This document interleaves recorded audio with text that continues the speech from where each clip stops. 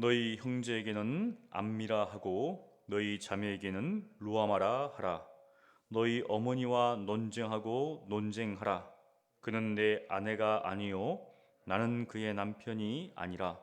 그가 그의 얼굴에서 음란을 제하게 하고 그 유방 사이에서 음행을 제하게 하라. 그렇지 아니하면 내가 그를 벌겨 벗겨서 그 나던 날과 같게 할 것이요 그로 광야같이 되게 하며 마른 땅같이 되게 하여 목말라 죽게 할 것이며 내가 그의 자녀를 긍휼히 여기지 아니하리니 이는 그들이 음란한 자식들임이라.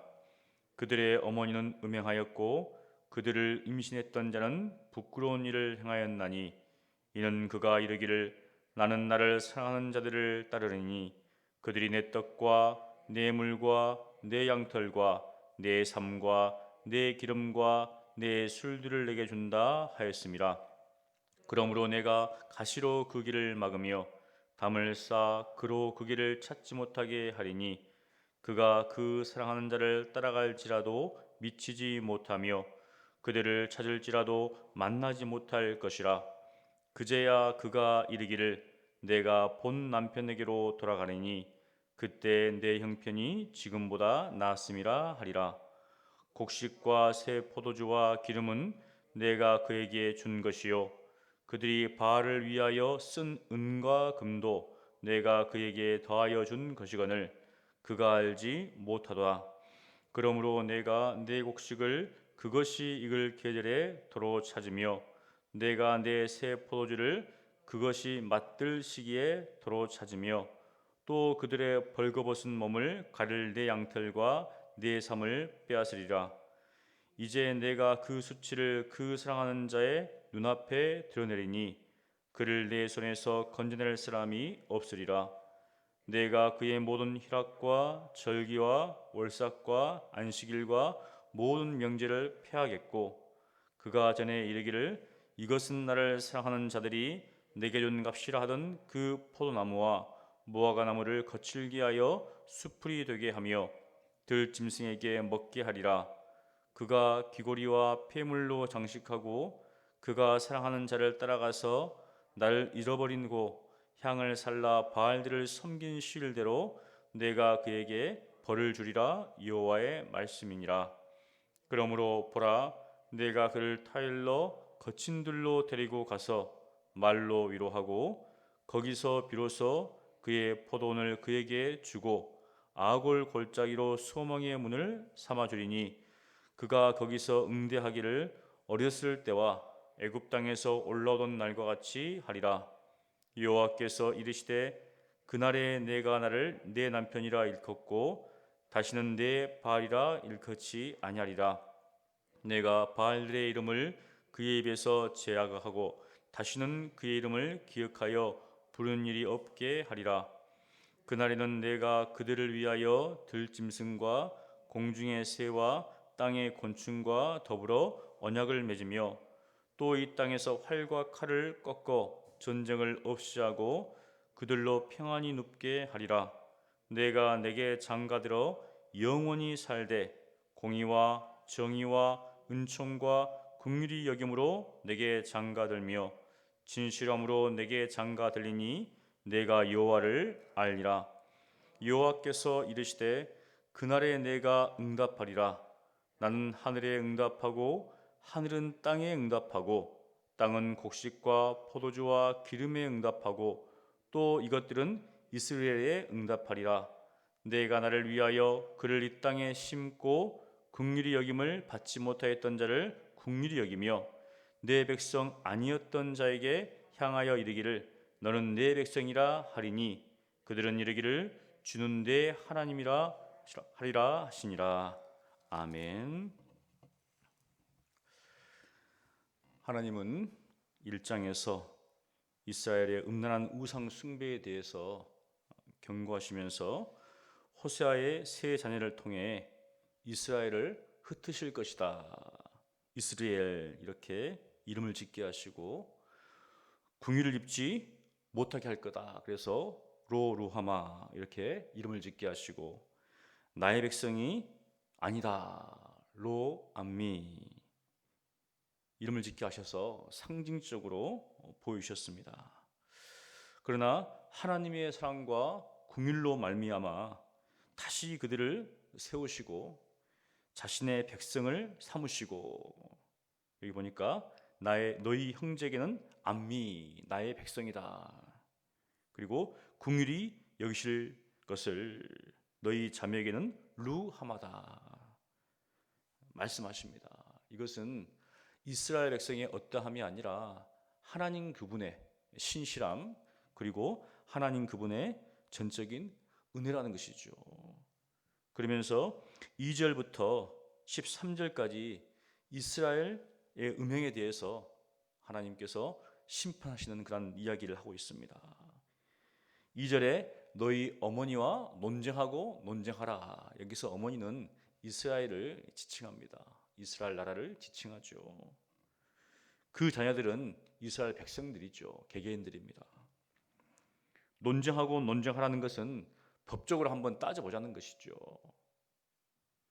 결국 이스라엘의 음행으로 말미암아서 지금 이스라엘은 하나님과 관계 속에서 이혼당할 처지에 놓여 있습니다. 신약에도 보면 이혼할 때 필요한 조건이 음행이죠. 그래서 음행한 것 외에는 이혼하지 말라고 이야기하죠. 이혼 사유가 된다는 겁니다. 지금 따져보라는 겁니다.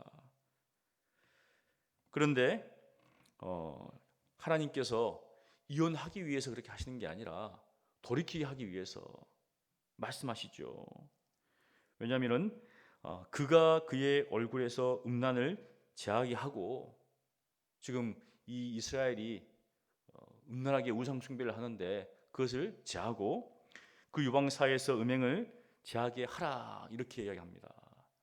만일 그렇지 않는다면, 여전히 바알을 숭배하고 이방 신들을 따른다면 하나님께서 거기에 대해서 조치를 취한다는 것이죠. 벌을 내린다는 겁니다. 심판하신다는 것이죠. 그를 벌거벗긴다. 수치스럽죠. 즉 이스라엘의 수치를 그대로 드러내게 하겠다는 겁니다. 또 광야같이 마른 땅같이 되어 목말라 죽게 할 것입니다. 이스라엘 백성들이 출애굽했을 때 그 광야에서, 사막에서 목마르고 굶주렸죠.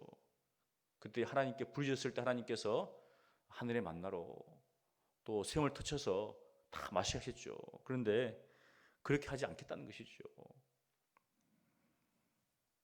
그러면서 4절에 보니까 내가 그의 자녀를 긍휼히 여기지 않겠다. 왜냐하면 어머니가 잘못했기 때문에 자녀들도 벌을 주는가, 그게 아니라 그 자녀들도 음란한 자식들 같이, 즉 이스라엘 백성들도 하나님을 섬기지 않고 그 개개인들도 이방 신들을 섬겼다는 거죠.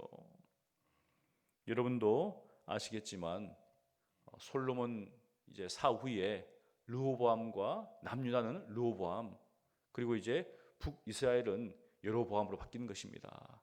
즉 사실 이제 그 배경들을 보면 르호보암 이제 이 백성들의 욕을 들어주지 않았죠. 하지만 그 전에 솔로몬이 하나님 앞에 범죄했기 때문에 하나님께서 나중에 이야기하셨어요. 그래서 이제 북이스라엘 쪽은 여로보암이 정권을 잡았습니다. 그런데 여로보암이 했던 일이 뭐냐면 남유다로 가지 못하게 하기 위해서, 예루살렘으로 가지 못하게 하기 위해서 우상을 만들었죠. 여기서 하나님을 섬겨라. 결국 북이스라엘은 이제 하나님도 섬기고 우상도 섬기는, 하나님께서 제2계명에 우상을 만들지 말라고 했는데 우상을 세워서 이 우상이 하나님이다. 그리고 아주 혼합적으로 섬겼습니다. 그래서 그 왕들도 음란하게 행했고 그 백성들도 동일하게 하나님을 섬긴다고 하지만 실상은 우상들을 섬겼죠. 그렇기 때문에 그 백성들 또한 그렇게 따라다녔습니다. 그래서 하나님께서 무엇인가 5절에 그들의 어머니는 음행하였고 그들을 임신했다는 부끄러운 일을 행했다. 그래서 음식과 의복과 술, 사실 북이스라엘과 남유다를 보면 남유다가 잘 살았을까요? 북이스라엘이 잘 살았을까요? 남유다는 그나마 하나님을 잘 섬겼습니다. 북이스라엘에 비해서. 그래서 호세아가 북이스라엘 선지자인데 1장 1절에 보면 남유다의 왕들을 거론을 해요. 우시아와 요담과 아하스와 히스기야. 그리고 북이스라엘 왕은 여로보암을 언급합니다. 북이스라엘 선지자면 먼저 자기 왕을 거론해야 되는데 그게 아니라 남유다 왕을 거론합니다. 신앙적으로 볼 때는 남유다가 북이스라엘에 비해서는 하나님을 잘 섬겼죠. 거기도 문제가 없는 건 아니었지만 종종 이런 이야기합니다. 요즘 보면 기독교를 받아들인 나라는 잘 살고 그렇지 못한 나라는 못 산다. 막 그렇게 이야기를 해요. 그런데 그렇게 따지면 북이스라엘보다 남유다가 잘 살아야 되죠. 그러나 실상은 아닙니다. 남유다가 보다는 북이스라엘이 잘 살아요. 잘 산 이유는 뭐냐면 다메섹이라든지 두로와 시다는 항구 그 무역입니다. 무역. 당연히 수많은 경쟁이 그때 돌아오시죠. 그러니까 경제적으로 부유했습니다. 특별히 여로보암 2세 호세아 시대 때는 굉장히 번성했어요. 굉장히 잘 살았습니다. 경제적으로만 따져놓고 보면 잘 산 동네예요. 잘 산 나라입니다. 그러나 남유다는 주로 산지에 있어요. 뭐 별로 없는 거예요 지금 뭐 이게. 그러니까 어렵게 살았습니다. 그러니까 이 어떤 경제적인 관점을 볼 때는 사실은 북이스라엘이 잘 살았죠. 하지만 성경은 그렇다고 북이스라엘이 잘했다고 하지 않습니다. 왜냐하면 신앙으로 보고 있기 때문에 신앙으로. 그래서 예수 믿으면 잘 살고 못 살면은 안 믿으면 못 살. 이거는 사실은 맞지도 않죠. 그런데 이제 통계를 볼 때는 이제 기독교가 들어가면 교육과 의학 많이 했죠. 선교사님들이. 그러다 보니까 이제 그런 부분이 있습니다. 하지만 신앙심이 좋다고 잘 살고 신앙이 없다고 못 산다고 하면 이 성경은 그렇게 안 돼 있기 때문에. 그래서 여기 보면 그들이 가지고 있는 모든 것들은 하나님께서 주신 건데 사실 실상 보면은 그 안에서 이루어지는 모든 것들은 어떤 그런 무역 이런 것들을 통해서 돈을 벌었기 때문에 부유했기 때문에 그들이 하나님 대신에 자기가 이방을 통해서 이방 신들을 통해서 벌었다고 막 이야기를 합니다. 그래서 하나님께서 그게 아니다라고 말씀하시죠. 그건 아니다 지금. 그래서 저들이 경제적인 부와 향락을 이루었는데 결국 그들이 그렇게 했던 것은 애굽과 아수리를 의지했기 때문에 결국 그들의 또 신을 의지했죠. 그래서 하나님께서 6절과 7절에 고통과 환난을 통해서 그들에게 가는 길을 막아버립니다. 즉 이방 신들을 의지하고 이방 나라를 의지하는 것을 막아버린다는 것이죠. 그리고 하나님께로 돌아오라. 시편 119편 67절에 보면 고난 당하기 전에는 내가 그릇 행하였더니 이제는 주의 말씀을 지키나이다. 고난이 오기 전에는 자기 마음대로 살았지만 고난을 통해서 깨달았다는 겁니다. 주의 말씀을 지킨다 이렇게 시편 기자는 고백합니다. 그리고 무엇인가 8절에 보면 곡식과 새 포도주, 기름, 은, 금 하나님께서 주셨는데 그들이 바알들을 위해서 사용합니다. 하나님께서 주신 것들을 바로 바알을 위해서 사용했어요. 근데 이것은 이스라엘이 알지 못했기 때문에 하나님을 알지 못해서 하나님께서 주신 것을 가지고 이방인을 위해 사용했죠. 이방 신들을 섬기기 위해서. 그래서 하나님께서 9절부터 12절까지 보면 음식과 의복을 빼앗고 수치를 드러내고 모든 희락과 절기와 이 모든 것들을 폐하고 그 땅을 황폐케 할 것이다. 즉 멸망시킬 거라는 겁니다. 그런데 그 형벌의 기한은 얼마인가 보십시오. 나를 잊어버린고 향을 살라 바알들을 섬긴 실대로 내가 그에게 벌을 주리라. 신명기 9장 13절로 14절 상반절까지 보면 이런 말씀이 나옵니다. 또 내 소와 양이 번성하며 내 은금이 증식되며 내 소유가 다 풍부하게 될 때 내 마음이 교만하여 내 하나님 여호와를 잊어버릴까 염려하노라. 신명기에 보면 이스라엘이 가나안 땅에 들어가기 전에 하나님께서 염려를 합니다. 왜냐하면 이 백성에 들어가서 잘 살게 되면 하나님을 잊어버리고 이방 신들을 섬길 것에 대한 염려예요. 여기 보니까 잘 살게 됩니다. 은과 금이 증식된다 했어요. 소유가 풍부하게 된다고 했습니다. 그런데 하나님의 걱정은 이들이 나를 잊어버릴까 내가 염려한다. 그래서 이 땅에서 부요하게 되는 것이 참된 복은 아니죠. 왜냐하면 부요하게 됐다가 하나님을 잊어버릴 확률이 더 크기 때문이죠. 왜냐하면 그 마음이 교만해진다는 것이죠. 교만해진다. 그래도 강할 때는 겸손했는데 사람이 높아지고 가지게 되면 자랑하고 싶고 어떻습니까? 높아지기를 원하는 겁니다. 이게 인간의 욕심이죠. 14절로 23절까지는 하나님의 사랑으로 인해서 이스라엘이 회복될 것을 이야기합니다. 14절과 15절 보니까 하나님께서 이스라엘을 타이르시고 말로 위로합니다. 다시 포도원을 주면서 악의 골짜기, 죽음의 골짜기로 소망의 문을 삼게 하십니다. 그리고 16절과 17절에 보면 결혼 관계의 회복을 이야기합니다. 무엇인가? 이제는 하나님을 남편이라 부르고 내 바알의 이름을 부르지 못하게 하시고 그것을 기억하게도 하지 못하게 하시는, 그리고 들의 짐승과 새와 곤충, 자연재해죠. 이런 것도 하나님께서 막아주시겠다. 활과 칼, 전쟁도 막아주시겠다. 그러면서 굉장히 중요한 말씀하십니다. 19절과 20절에 보니까 내가 내게 장가들어 영원히 산다는 겁니다. 공의와 정의와 은총과 긍휼히 여김으로 내게 장가들며, 부부 관계를 이야기하는 것이죠. 요즘 시대 어떻습니까? 쉽게 결혼하고 쉽게 헤어집니다. 공의도 없고 정의도 없고 성실도 없고 굉장히 감각적으로 또 순간적으로 어떤 이익을 위해서, 그러다가 결혼한 후에 조금 안 맞으면 어떻습니까? 그냥 가는 거예요. 결혼할 때 언약했던 것은 없습니다. 하나님 앞에서 그 맹세한 거잖아요.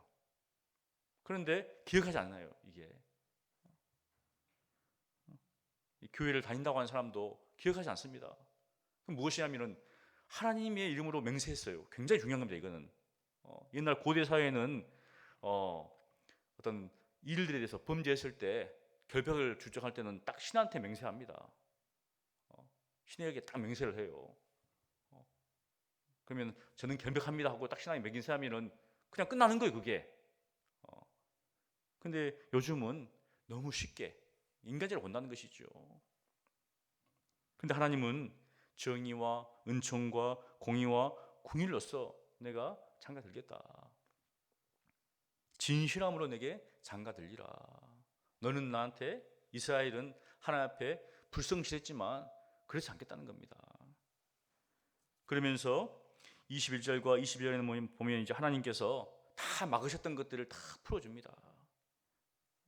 그날에 내가 응답하겠는데 하늘에 응답하고, 하늘은 땅에 응답하고, 땅은 곡식과 포도주에 또 기름에 응답하고, 이 모든 것들은 이스라엘, 하나님께서 흩어버린 이스라엘 백성에게 응답하겠다는 겁니다. 그러면서 하나님께서 내가 나를 위해서, 이게 중요합니다. 나를 위해서. 하나님은 하나님을 위하시죠. 하나님을 위해서 이스라엘을 다시 심어주시겠다, 심겠다. 그리고 궁휼히 여김을 받지 못하는 어떤 자를 궁휼히 여기고 나의 백성 삼겠다 말씀하십니다. 누구를 위한 겁니까? 바로 하나님을 위해서.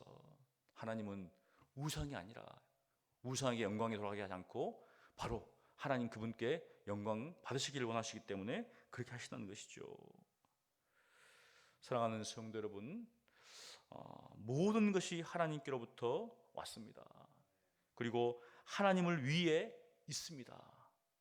그리고 하나님께로 돌아갑니다. 그런데 인간은 하나님께 불순종한 인간은 그것을 자기가 얻은 것이냐, 영광을 하나님께 돌리지 않고 자기를 위해 살다가 결국 하나님의 심판대 앞에 서게 되는 것이죠. 불순종한 인간은. 그러기 전에 하나님을 알아야 합니다. 그래서 이스라엘 백성들이 하나님을 알지 못했다라고 하나님께서 말씀합니다. 그들이 바알을 섬겼던 것은 하나님을, 나를 알지 못했기 때문에. 그런데 뒤에 보면 이제 나를 알리라. 하나님의 모든 것이 근원이라는 사실을 알아야 한다는 것이죠. 그리고 우리 믿는 사람들은 그리스도를 붙잡아야 된다는 겁니다. 영생은 유일하신 하나님과 그가 보내신 자를 아는 것이다. 참 하나님을 아는 것이죠. 그리스도께서 주가 되시고 그분이 하나님의 아들이신 것을 알아야 한다는 겁니다. 그래서 바로 이 신약 시대를 살고 있는 우리는 어떻게 하나님을 알 수 있는가? 하나님께서 보내신 예수 그리스도를 통해서 알 수 있다는 것이죠. 오늘 말씀을 통해서 하나님은 우리와 정말 하나 되기를 원하시다는 이 사실, 그것을 기억하시고 오늘도 하나님과 그리스도를 잘 알아가는 그런 하루 되시기를 간절히 축원합니다. 기도하겠습니다. 거룩하신 하나님 감사합니다. 이스라엘이 하나님 앞에 음란하게 우상 숭배하였다 할지라도 하나님께서 다시금 선제를 통하여서 돌아오게 하시고 회복하게 하시겠다고 말씀하십니다. 약속하십니다. 하나님 이 땅을 살아갈 때 저희들이 하나님을 잊어버리지 않도록 도와주시옵시고 하나님의 은혜를 기억하지 못하는 그런 죄를 범하지 않도록 도와주시옵시고 모든 것이 하나님께로부터 왔다는 이 사실을 기억하며 하나님께서 주신 것에 감사하며 감격하며 하루하루를 살아갈 수 있도록 주의 은혜를 베풀어 주시옵소서. 오늘 주일을 우리에게 허락하여 주셨습니다. 이날에 주님 앞에 나와서 예배하게 하시고 주의 말씀을 배우게 하시고 또한 주의 몸된 교회를 섬기는 하루가 되게 하여 주시옵소서. 우리 모든 주의 자녀와 주의 권속들이 이 주일을 기억하여서 하나님 앞에 예배하게 하시고 모든 삶 속에서 하나님 앞에 영광 돌리는 삶을 살아갈 수 있도록 주여 은혜를 베풀어 주시옵소서. 코로나19로 말미암아서 함께 예배드리지 못하는 우리 형제 자매들이 있습니다. 하나님 그들을 기억하여 주시옵시고 그들의 심령을 정말 붙잡아 주셔서 믿음이 약해지지 않도록 뒤로 물러가지 않도록 하나님 은혜를 더하여 주시옵소서. 감사하고 예수님 이름으로 기도합니다. 아멘.